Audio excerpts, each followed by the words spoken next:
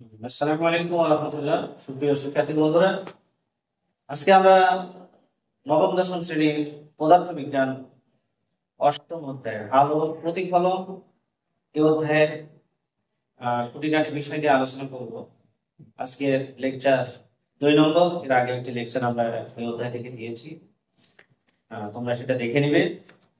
তো আজকে যে বিষয়গুলো আমরা আলোচনা করব সেগুলো তোমরা বোর্ডে দেখতে পাচ্ছ, যে প্রতিফলনের প্রকারভেদ, দর্পণ, দর্পণের প্রকারভেদ, গোলীয় দর্পণের ক্ষেত্রে দর্পণের মেরু, বক্রতার কেন্দ্র, বক্রতার ব্যাসার্ধ, প্রধান অক্ষ, প্রধান ফোকাস, ফোকাস দূরত্ব এবং গোলীয় দর্পণের রশ্মিচিত্র অঙ্কন, এই বিষয়গুলো নিয়ে আমরা আলোচনা করব। এই বেসিক বিষয়গুলো নিয়ে আমরা আলোচনা করব। আমার ভিডিওটি ভালো করে দেখবে এবং বোঝার চেষ্টা করবে, ইনশাআল্লাহ তোমরা বুঝতে পারবে। দেখো, আমরা প্রথমে প্রতিফলনের প্রকারভেদ নিয়ে আমরা কথা বলি। আলোর প্রতিফলন কাকে বলা হয় সেটা আমরা জেনেছি, ইতিপূর্বে জেনেছি। তো প্রতিফলনের প্রকার হচ্ছে দুই ধরনের। আলোর প্রতিফলন হচ্ছে দুই প্রকার। একটা হচ্ছে নিয়মিত প্রতিফলন, একটা নিয়মিত প্রতিফলন,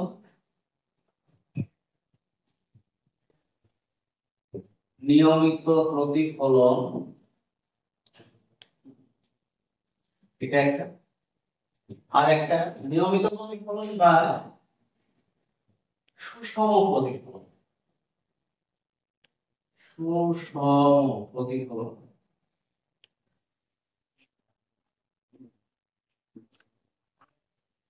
নিয়মিত বা সুষম প্রতিফলন কাকে বলে? কোন মসৃণ তলে একগুচ্ছ সমান্তরাল আলোক রশ্মি, তাহলে অবশ্যই মসৃণ তল হতে হবে।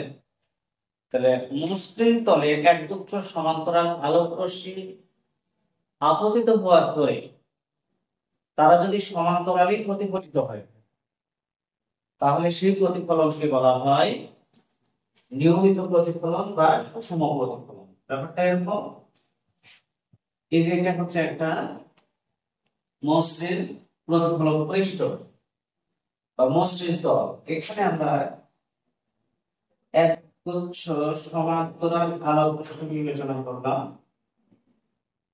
এই যে সমান্তরালে আপতিত,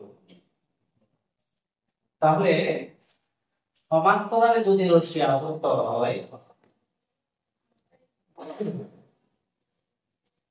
এবং প্রতিফলনের পর যদি তারা সমান্তরালেই প্রতিফলিত হয়, এভাবে তারা যদি সমান্তরালেই প্রতিফলিত, তাহলে এই ধরনের প্রতিফলনকে সুষম প্রতিফলন বা নিয়মিত। এরপরে 2 নম্বর হচ্ছে অনিয়মিত বা ব্যক্ত প্রতিফলন। অনিয়মিত বা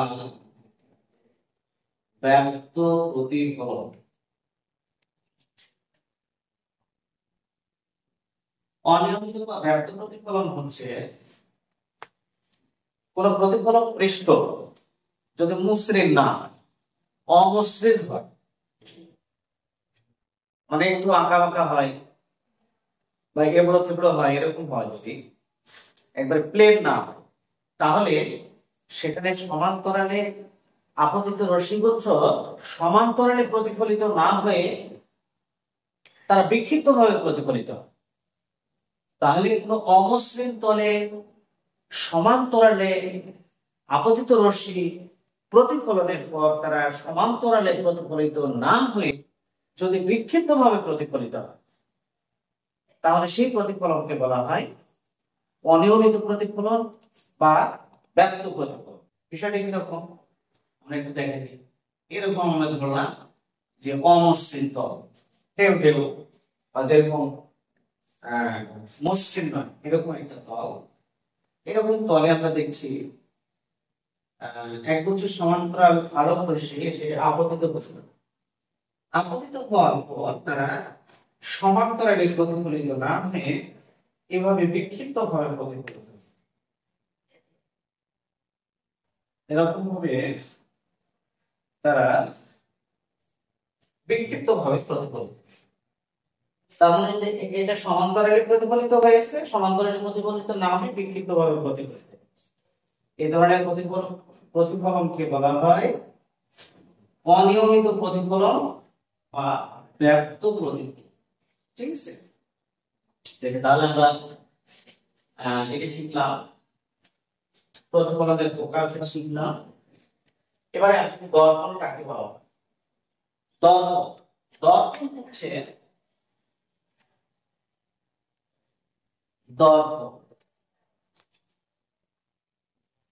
দর্পণ হচ্ছে যে মসৃণ তলে আলোর নিয়মিত প্রতিফলন ঘটে। তাহলে শব্দটা কি? প্রতিফলক পৃষ্ঠটা মসৃণ হতে হবে, প্লেন হতে হবে, সেখানে আলোর নিয়মিত প্রতিফলন করতে হবে, তাহলে সেটাকে বলা হবে দর্পণ। সঙ্গে বলো তোমরা লিখে নিতে পারবা যে যে মসৃণ তলে আলোর নিয়মিত প্রতিফলন ঘটে তাকে দর্পণ বলে। বাস, এতটুকু কিছু আছে। দর্পণ দুই ধরনের, একটা হচ্ছে সমতল দর্পণ। ওকে, প্রতিফলক পৃষ্ঠ যদি সমতল হয় এবং তাতে আলোর নিয়মিত প্রতিফলন ঘটে তাহলে তাকে সমতল দর্পণ বলা হয়। যেমন আমরা চেহারা দেখি যে দর্পণে, আয়নাতে, বা আমাদের ড্রেসিং আছে বাসায়, যেখানে বেসিন আছে, বেসিনের সাথে ড্রেসিং আছে, যে দর্পণ আছে, এগুলো হচ্ছে সমতল দর্পণ। এগুলো হচ্ছে সমতল দর্পণ। যেমন সমতল দর্পণ, এটা হচ্ছে একটা সমতল দর্পণ। এই যে পারা লাগানো আছে এক সাইডে, সিলভারিং করা আছে দর্পণে, সিলভারিং আমরা সামনে দিকে বুঝিয়ে দেবো ইনশাআল্লাহ। এটা হচ্ছে একটা দর্পণ, আমরা বিবেচনা করলাম এম এম ড্যাশ। এই পাশে হচ্ছে প্রতিফলক পৃষ্ঠ, তাহলে এটা হচ্ছে একটা সমতল দর্পণ। আর এবার যদি পারা লাগানো আছে বা সিলভারিং করা আছে, সিলভারিং করে দর্পণ প্রস্তুত করা হয় প্রতিফলন ভালো পাওয়ার জন্য। এরপরে আসি আমরা 2 নম্বর হচ্ছে গোলীয় দর্পণ। গোলীয় দর্পণ, গোলীয় দর্পণ কাকে বলা হয়? প্রতিফলক পৃষ্ঠ যদি কোনো গোলকের অংশ বিশেষ হয়, যে দর্পণ, গোলীয় দর্পণ এমন একটি দর্পণ যেটা হচ্ছে কোনো গোলকের অংশ বিশেষ হয় এবং তাতে আলোর নিয়মিত প্রতিফলন ঘটবে। অর্থাৎ প্রতিফলক পৃষ্ঠ যদি কোনো গোলকের অংশ বিশেষ হয় এবং তাতে আলোর নিয়মিত প্রতিফলন ঘটে তাহলে সেই দর্পণকে বলা হয় গোলীয় দর্পণ। যেমন ধরে নাও গোলীয় দর্পণ কেমন, আমরা একটা চিত্রের মাধ্যমে দেখাই দিই। এটা একটা গোলক, ধরো বিবেচনা করে একটা গোলক, যেখানে প্রতিফলন ঘটে, যেখানে মসৃণ তল, আলো প্রতিফলন ঘটতে পারে, এই ধরনের একটা গোলক।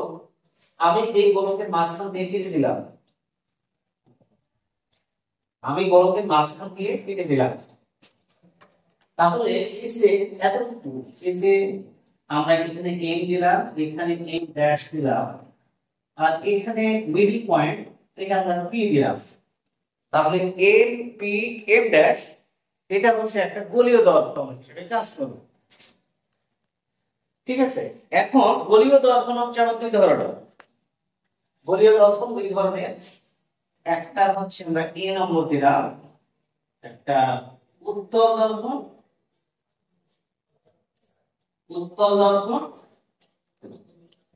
আর দুই নম্বর হচ্ছে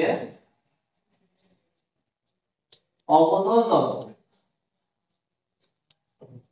ওকে, তাহলে গোলীয় দর্পণ দুই ধরনের, একটা হচ্ছে উত্তল দর্পণ আর একটা হচ্ছে অবতল দর্পণ। উত্তল দর্পণটা কোনটা?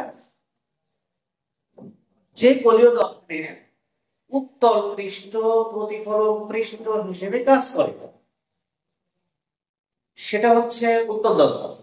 যে গোলীয় দর্পণে উত্তল পৃষ্ঠ প্রতিফলক পৃষ্ঠ হিসেবে কাজ করে সেটা হচ্ছে উত্তল দর্পণ। আমি সাজিয়ে বলার চেষ্টা করছি, তোমরা এটা লিখে নিতে পারো। আর আরেকটা হচ্ছে অবতল দর্পণ।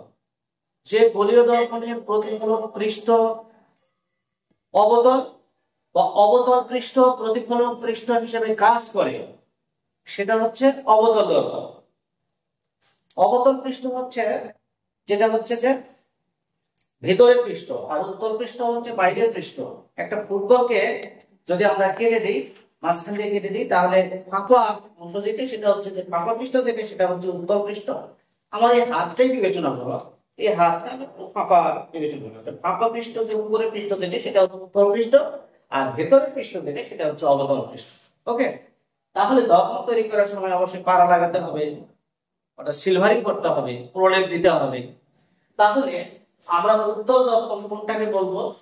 যদি আমরা এই যে অবতল পৃষ্ঠে প্রলেপ দিই, অবতল পৃষ্ঠে যদি আমরা পাড়া লাগাই বা প্রলেপ দিই বা সিলভারিং করি, এই যে এটা হবে আমাদের উত্তল দর্পণ। দেখো যে ফাঁপা পৃষ্ঠটা তখন প্রতিফলক পৃষ্ঠ হিসেবে কাজ করে। ওকে, আর যদি আমরা যে আরেকটা দর্পণটা আমি দাগাই কেটে দিলাম এখান থেকে, তাহলে উপরেরটা হচ্ছে নিশ্চয়ই তোমরা বুঝতে পারছো যে উপরের দর্পণটা হচ্ছে উত্তল দর্পণ। আর আমরা যদি উত্তল পৃষ্ঠে প্রলেপ লাগাই, উত্তল পৃষ্ঠে আমরা প্রলেপ দিলাম, এখানে পি দিলাম আর এখানে এম ড্যাশ দিলাম, তাহলে এম পি এম ড্যাশ এটা দেখো অবতল পৃষ্ঠে, এটা প্রতিফলক পৃষ্ঠ হিসেবে কাজ করে। এখানে আলো পড়লে এখান থেকে আলো প্রতিফলিত, এই পাশে আলো পড়লে আলো প্রতিফলিত। তাহলে উত্তল পৃষ্ঠ এখানে আলো পড়লে আলো প্রতিফলিত হবে, অবতল পৃষ্ঠে আলো পড়লে আলো প্রতিফলিত হবে। তাহলে এইটা হচ্ছে অবতল দর্পণ, এটা হচ্ছে উত্তল দর্পণ। ঠিক আছে বিষয়টা? তাহলে উত্তল দর্পণ এবং অবতল দর্পণ দেখি, সেই জিনিসটা আমরা একটু বোঝার চেষ্টা করলাম। দর্পণের প্রকার, দর্পণের প্রকার নিয়ে তোমরা একটু জানার চেষ্টা করো। আমরা শিখবো যে গোলীয় দর্পণের ক্ষেত্রে দর্পণের মেরুটা কি, বক্রতার কেন্দ্র, দক্ষতার ব্যাসার্ধ, এই জিনিসগুলো আমরা জানি। দেখো আমরা একটা গোলীয় দর্পণ, তোমরা যন্ত্রপাতি দিয়ে আঁকবা, কম্পাস ব্যবহার করবা। এটা একটা গোলক যদি হয় তাহলে গোলকের অবশ্যই কেন্দ্র এটা হবে, সেন্টার এটা হবে। ঠিক আছে, আমি কেন্দ্র বরাবর কেটে দিলাম, কেটে দিলাম। ওকে,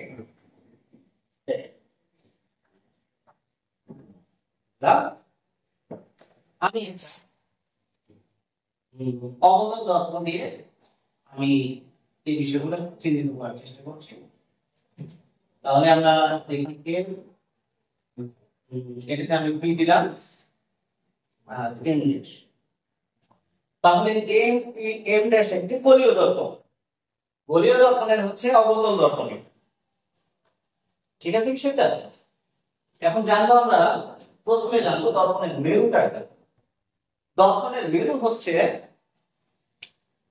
গোলীয় দর্পণ যে গোলকের অংশ, গোলীয় দর্পণের এই যে প্রতিফলক পৃষ্ঠ, এটা প্রতিফলক পৃষ্ঠ। গোলীয় দর্পণের প্রতিফলক পৃষ্ঠের মধ্যবিন্দুকে বলা হয় মেরুবিন্দু। আমি আস্তে আস্তে বললাম জিনিসটা, তোমরা ভিডিও থেকে লিখে নিতে পারবা। গোলীয় দর্পণের প্রতিফলক পৃষ্ঠের মধ্যবিন্দুকে বলা হয় মেরু বা মেরুবিন্দু। তাহলে এখানে এটা হচ্ছে কি মেরু। এরপরে আমরা জানবো বক্রতার কেন্দ্র। কোন গোলীয় দর্পণ যেই গোলকের অংশ বিশেষ, কোন গোলীয় দর্পণ যে গোলকের অংশ বিশেষ তার কেন্দ্রকে বলা হয় বক্রতার কেন্দ্র। যে গোলকটা আমরা অঙ্কন করেছিলাম তার কেন্দ্র হচ্ছে এটা সি দ্বারা আমরা প্রকাশ করি সেন্টার কেন্দ্র, তাহলে এটা হচ্ছে বক্রতার কেন্দ্র, সিটা হচ্ছে বক্রতার কেন্দ্র, তাহলে এটা আমরা নাম দিয়ে দিই বক্রতার কেন্দ্র, বক্রতার কেন্দ্র। এরপরে আসি বক্রতার ব্যাসার্ধ। গোলীয় দর্পণ যে গোলকের অংশ বিশেষ তার গোলকের আমি এখানে পর্যন্ত একটা এই সি থেকে এ পর্যন্ত আমরা যোগ করে দিলাম। আমরা যদি কোনো গোলকে বা কোনো বৃত্তে কেন্দ্র থেকে পরিধি পর্যন্ত দূরত্ব, কেন্দ্র এবং পরিধি যে কোনো বিন্দুর মধ্যে সংযোগকারী রেখাংশটাই হচ্ছে ব্যাসার্ধ, তাহলে এই যে কেন্দ্র এবং এই যে পরিধি, এটা যদি আমরা গোলকের অংশ বিবেচনা করি পরিধি, তাহলে এই পরিধি পর্যন্ত যতটুকু দূরত্ব এটা হচ্ছে ব্যাসার্ধ। আলটিমেটলি আমরা এটা বলতে পারি বক্রতার ব্যাসার্ধ, বক্রতার ব্যাসার্ধ। ওকে, বক্রতার ব্যাসার্ধ আমরা পেয়ে গেলাম, সি এটা বক্রতার ব্যাসার্ধ। এবারে আমরা আসি প্রধান অক্ষ কাকে বলে। প্রধান অক্ষ, প্রধান অক্ষ হচ্ছে গোলীয় দর্পণের মেরু এবং বক্রতার কেন্দ্র সংযোগকারী রেখাংশ। গোলীয় দর্পণের মেরু এবং বক্রতার কেন্দ্র সংযোগকারী রেখাংশ, সেটাই হচ্ছে বক্রতার কেন্দ্র। প্রধান অক্ষ, এইটা হচ্ছে প্রধান, সেটা হচ্ছে প্রধান। এইটা এইটা হচ্ছে আমাদের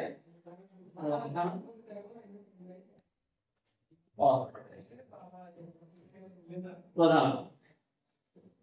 এবারে প্রধান ফোকাস সম্পর্কে আমরা একটু জানার চেষ্টা করি। কোন একটা দর্পণে, গোলীয় দর্পণে এক গুচ্ছ, একটু খেয়াল করে এটা আমরা অবতল দর্পণ বিবেচনা করলাম। এ পি এম ড্যাশ একটা অবতল দর্পণ, পি দর্পণের মেরু, এটা হচ্ছে বক্রতার কেন্দ্র আমরা বিবেচনা করলাম।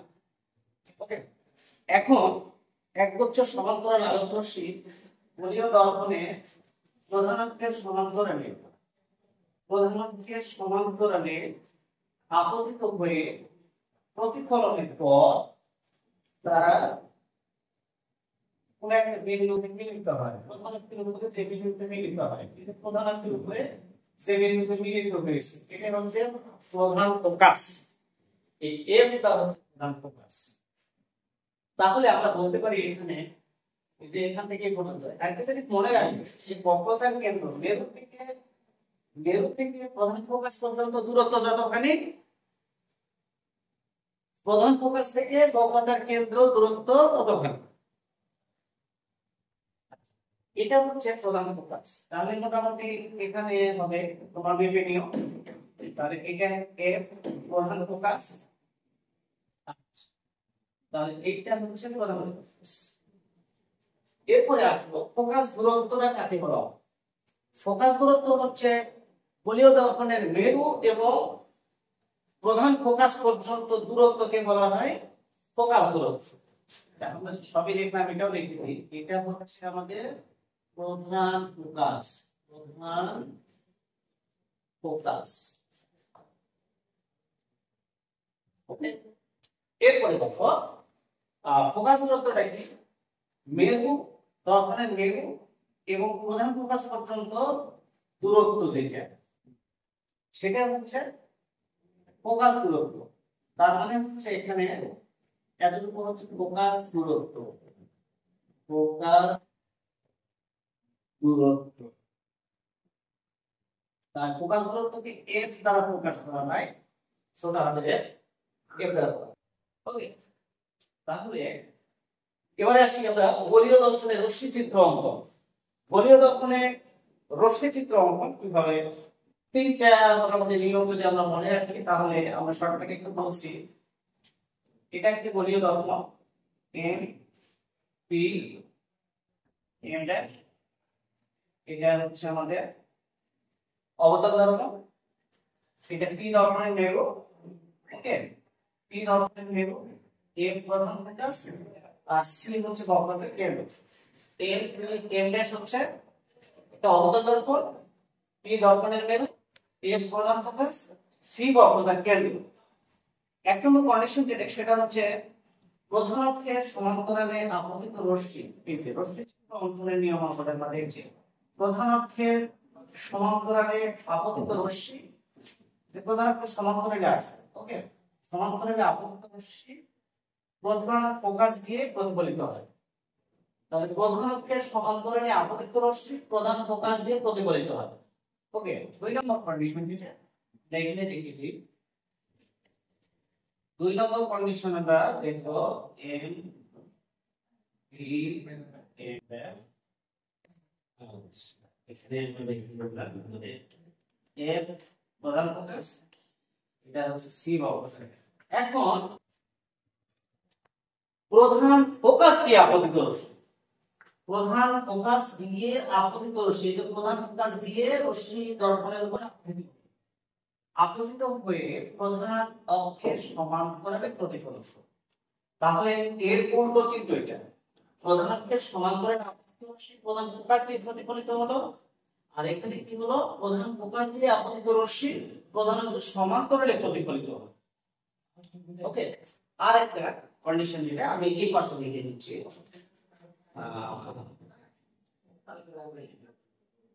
আরেকটা কন্ডিশন এখানে লিখে দিচ্ছি,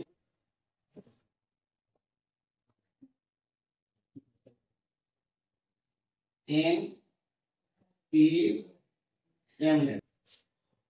তাহলে যে এ হচ্ছে প্রধান ফোকাস, সি বক্রতার কেন্দ্র। এখন আরেকটা কন্ডিশন যেটা হচ্ছে যদি দর্পণে গলীয় দর্পণের দর্পণের বক্রতার কেন্দ্র দিয়ে আসে, দর্পণের বক্রতার কেন্দ্র দিয়ে আপতিত রশ্মি, কেন্দ্র দিয়ে আপতিত রশ্মি প্রতিফলনের সময় ওই পথেই প্রতিফলন। তাহলে তিনটে কন্ডিশন। প্রথম কন্ডিশন হচ্ছে প্রধান অক্ষের সমান্তরালে আপতিত রশ্মি প্রধান ফোকাস দিয়ে প্রতিফলিত হয়। হ্যাঁ, দুই নম্বর কথা হচ্ছে প্রধান ফোকাস দিয়ে আপতিত রশ্মি প্রধান অক্ষের সমান্তরালে প্রতিফলিত হয়। তিন চিহ্ন দিয়ে আপতিত বা প্রতিফলিত উদাহরণ দেখানো আছে। তিন নম্বর কথা যেটা সেটা হচ্ছে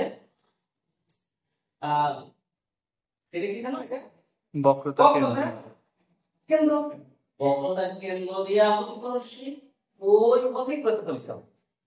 ঠিক আছে, আশা করি বুঝতে পারছো। সামনের দিকে আমরা যে কাজটা করব সেটা হচ্ছে কিভাবে প্রতিবিম্ব গঠন হয়, দর্পণের বিভিন্ন অবস্থানের জন্য প্রতিবিম্ব কেমন ভাবে গঠিত হয় সেই বিষয়গুলো নিয়ে আমরা আলোচনা করব। আশা করি সে পর্যন্ত তোমরা ভালো থাকবে, সুস্থ থাকবে। সবাইকে অনেক ধন্যবাদ। আসসালামু আলাইকুম।